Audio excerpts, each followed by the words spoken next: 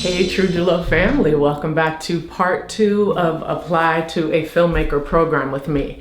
So if you haven't seen part 1 already, I go over the reasons for applying to programs, and also I give you a list of great programs that you should look into and apply to. And I also make the point that even if you feel like you are a year away or 2 years away from applying to programs, you should still go ahead and go through these applications, go all the way through these videos, because there's nothing wrong with being prepared ahead of time. So maybe give yourself, like, I don't know, 20 minutes a day or 30 minutes a day or even 30 minutes a week if you can, to just get these parts of the applications ready. Save them in Google Drive, save them in Dropbox, save them on your laptop or in writing if you still do that, wherever you need to. But make sure that you're already planting seeds, so when it is time to apply, this piece is out of the way. The other half of the part 1 video is on your creative approach, and I'll just remind you again, go for it. The worst thing you can do, honestly, when you hand in an application for a filmmaking program is to hand in the same kind of application as everyone else. You're already standing out in the best of ways because you're a Black woman, a brown woman, an Indigenous man. You're already standing out, and that's a good thing. But also you want to stand out based on your creative approach. Make it interesting. Make it something they've never seen before or thought of before. This is your opportunity. Go for a walk, get outside, as I do on that part of the video. Piece to add every ounce of creativity you've got. Truly give it all you've got. Don't think, well, no, I'm going to save that one creative idea for the next project, because you need to put it in this one so when you get to the next project, you've got a whole new creative idea. Let those creative juices flow. So today is part 2. In part 1, I called this part the boring part, and I am sorry to those of you who are line producers, to those of you who enjoy the logistics part of the work. I truly, I am sorry. I should not have said this is the boring part. I should have said this is the part I'm not good at and I'm learning to be better at. So we are talking logistics today. So for logistics, you're going to need status, timeline, key personnel, your budget, your fundraising plan, and a list of how you're actually planning to spend the money if you are applying for a grant. So that's what we're going to work on together today. Let's get started. So the first thing I'm working on today is making sure that all of my contact info is correct and easy to find. Of course, one of the first things they're going to ask you is for your contact information. So whatever email address you're going to be giving them, make sure you have access to that email address. The same thing with social media accounts. They are going to be asking you about your social media accounts. They're going to want to go and see that your accounts reflect the kind of storytelling you do. And they're going to look at your visuals to see how strong your visuals are. So check your profiles in your accounts before you press send and make sure that they're all up to date. I'm going to go through, I've got 3 websites. I've got onedropoflove.org, I've got truejulo.com, and I've got fanshincox.com. So I'm going to go through my websites right now and just make sure that all of the links are working there, that the bios are up to date, and I'll be back after that. You get to work on yours. Check your social media accounts, check your emails, make sure you've got your passwords and access to those. So another thing you are going to need is a bio for yourself, and you should really have different versions of a bio. You should have a 50-word version, which is probably the shortest you'll ever be asked for, maybe a 75-word, and then really up to about 250 words. I'm gonna scroll my bios here, and don't feel intimidated or shy or anything if your bio is not quite in the place where mine are. I'm 51, y'all. Like, this has all taken a long time, but I will say that looking back on my previous bios, I didn't big myself up enough. So if you need reminders to love up on yourself or big yourself up, go to the How to Be Confident video, go to the part 1 video of this. You are going to want to show that you feel good about yourself and that you've done things that can lead to your success in making this project that you're working on. If you want to ask questions in the comments around what's appropriate to put in a bio, what's not, or if you have advice on bios, go ahead and put that. The bio is a really important part of the initial part of your application, so get your bios right and love up on yourself in them. All right, the next part of our application is our status and our timeline. For status, they want to know, what have you done so far for the project? So of course, for the different programs you're applying to, you might be applying for finishing funds. You've got your production in, you've even done some post-production, and maybe you need to help go from post-production into distribution. Or you might be applying as a screenwriter, in which case you would want to let them know, what have you done with this screenplay before? Who else has read it? Have you done any public reading? In your status portion, you want to share everything that you've done up until now, including people that you've reached out to in case they know those folks, and you want to be on the up and up about anybody who's looked at it, because folks in the industry do talk. So make sure you're on the up and up about anything. You're also going to need a timeline. So this is more thinking into the future. The status is the past of the project. The timeline is the future of the project. They'll want to know on the application, when do you plan shooting? If you're doing a documentary, in your status, you'll talk about the footage you may already have, but when do you plan to continue to shoot? Same with a narrative film, short or feature. When do you plan to do the production? When do you plan to film it? And then also, what is your post-production period like? How much time will you need in your post-production period? And then your distribution period, what are you going to do? Are you going to apply for festivals? In which case, write the dates that you'll be applying to certain festivals.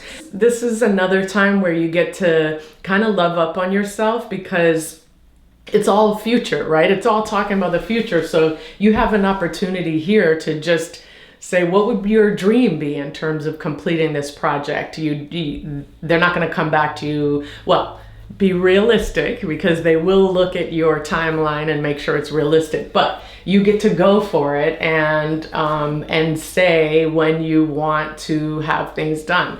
There's a film that I'm working on right now, a feature film, where we don't have our attachments yet. We have some attachments with actors, but we are looking for a big name to attach, and we've got to give them a timeline. We've got to say, this is when we plan to start shooting, which is in spring. And that could feel ambitious for some, but we know that by having a set timeline, we can get closer to reaching that goal and be specific when we reach out to people and ask them to be in the film or to attach themselves to the project.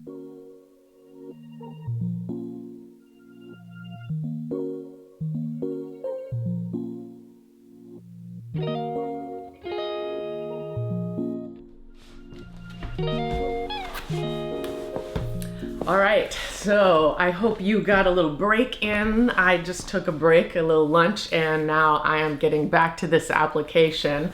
So the next piece is key personnel, and this is similar to the status. With status, you're talking about what you've done so far with the project. Key personnel are the people who are involved with your project. So maybe you're applying to the program as a screenwriter. Hopefully, if you're a screenwriter, you have consulted with people. You've consulted with historians, or you've consulted with people who know about the field that you're writing about. You could add them as key personnel. That can't hurt at all. If you're a producer applying to this project, then have you got a director on board? Have you got a cinematographer? Have you got a line producer to help you with the budget? So here you want to have your key personnel, and this is very important. Back to the point of the bio, each of your key personnel needs a bio. Take the time now to go through your key personnel bios and ask them to spruce them up, big up on them, love up on them, and tell them that they want a kick-ass bio. So get their bios, take a look, and if you need to, maybe give them some love and support so they can add more to the bio. Their bio, of course, should connect with the film that you're making or the project that you are applying with. You should also have photos. You are gonna need a headshot, and it's so funny. It helps that I am a performer, and so headshots are just kind of part of what you have to do and have to have. Most directors I know, most screenwriters I know, the last thing y'all wanna do is have a headshot. You feel uncomfortable.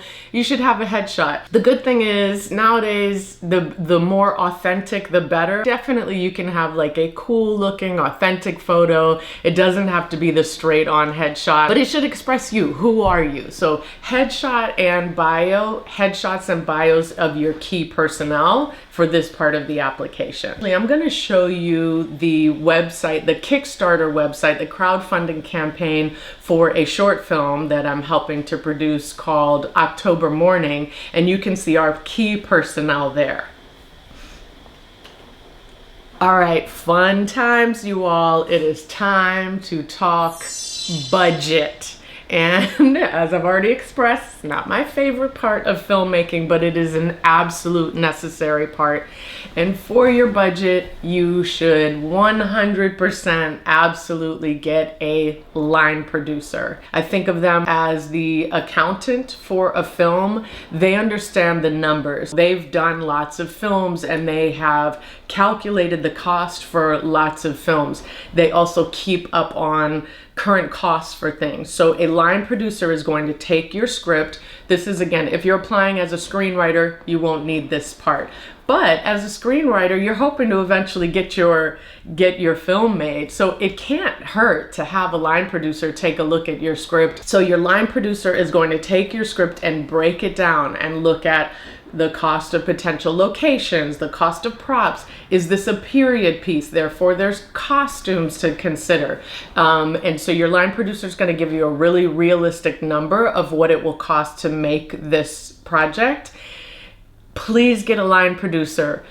Try not to do it yourself. Now, I've done it myself in the past, and it worked out okay. Actually, no, it didn't, because I ended up spending a whole lot more money than I expected. But you can find line producers. I'm going to put links to the JTC list, who I've mentioned all the time here. Women of Color Unite. You can find a line producer there, and it's gonna cost some money, but you can negotiate with them if you need to. If you don't need to, pay them their full fee. But if you need to, these are women of color who are line producers who can help you understand what your realistic budget is for your project. Now you're going to let them know how you plan to raise funds for your project. So of course you can include this grant or lab. If this is a grant that you're applying for, you can let them know that this is one of the ways that you're going to raise money, but they want to know that you'll be raising money in other ways too. So make sure you've got a plan to raise more funding. That could be investors, that could be crowdfunding, that can be other grants, but definitely show them that you will be seeking money beyond this application. And then how will you spend that money? Once again, that's why it's great for you to have the budget, because here you just tell them what places within the budget you've already made you will be using the money if this is a grant program. And now it's time to talk about your distribution and marketing plan. So this is where you're really thinking about, who is this film for? Who is this project for? Who is this screenplay for? If you're like me, you want to believe that it's for everybody, and to a certain extent it should be. You should have some universal elements in there. You're probably going to have something about love. You're definitely going to have conflict. But at the same time, there are some specific audiences that you're definitely writing for. So now is the time to really zero in on who is your audience. What is your target demographic? So what is the age range? What is the ethnicity, especially if you're making a film for one of us, and we appreciate you for it. Who is your ideal audience for this film? Who do you want to have see this film? Now I'm outside, so you all forgive the airplanes, the lighting. Don't take me as an example of how to do good audio or how to do good lighting, but I thought I would mix things up and be outside for you all for this video. So in addition to knowing your general audience, having in mind and letting them know who your general audience is, you also should have some clear statistics. So for example, a project that I'm working on that uplifts deaf filmmakers. In this case, we talk about how much money there is in the disability community because the disability community has not been represented, but it's a huge community, and what we're losing by not representing them in film and TV. So this is an opportunity for you to make it clear that you know some statistics, some data on who's going to be watching your film, who's going to be interested in this project. Also, you want to talk about what your access is to that community. You want to let them know that you already know this community well, and also that you'll be able to do outreach. This again goes back to your social media. When they're looking at your application and you give them your contact details, your social media profiles, they're probably going to want to see that your target audience for your project connects with the folks that you connect with on social. So this is one way to show that you've actually got access to the community that you want to have watch your film. Think about impact campaigns. Now, everybody who's familiar with this channel, at this point, you probably know that I think all of our work should have an impact. I think as we're telling stories, as we're putting entertainment out into the world, that we should always think about what that entertainment is going to mean. So I am hoping that all of the stories that you choose to put out in the world actually are there to have an impact, to really make change in the world, to help make things better for people, to help uplift voices that we don't get to hear of enough. So think about having an impact campaign. An impact campaign means that your project is actually going to directly help uplift communities. And this is a good place to write that in your program application.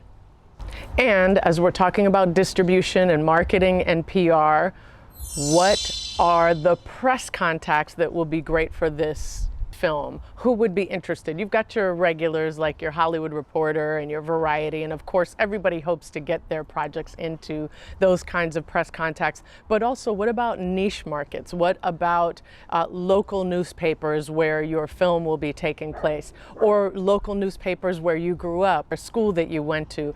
Think about what kind of press you'll be targeting and have that ready for this application. And then of course, in distribution, film festivals are an important means of distribution. So in most cases, you should be thinking about getting your project into a festival because it can't hurt you. It can hurt financially, let's be clear, but if you get into festivals, that is this incredible way to get press through the festival, to create community, and to potentially find a distributor who sees your film at the festival and is like, yes, I want to help you with this film. So certainly in your distribution and marketing PR plan, you should be thinking about festivals, and specifically which festivals you would apply to.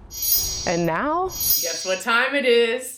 It's time to press send. You did this. You're done with the application. You worked your butt off. I know you did. And now it is time to let your baby out into the world and wait and see what happens.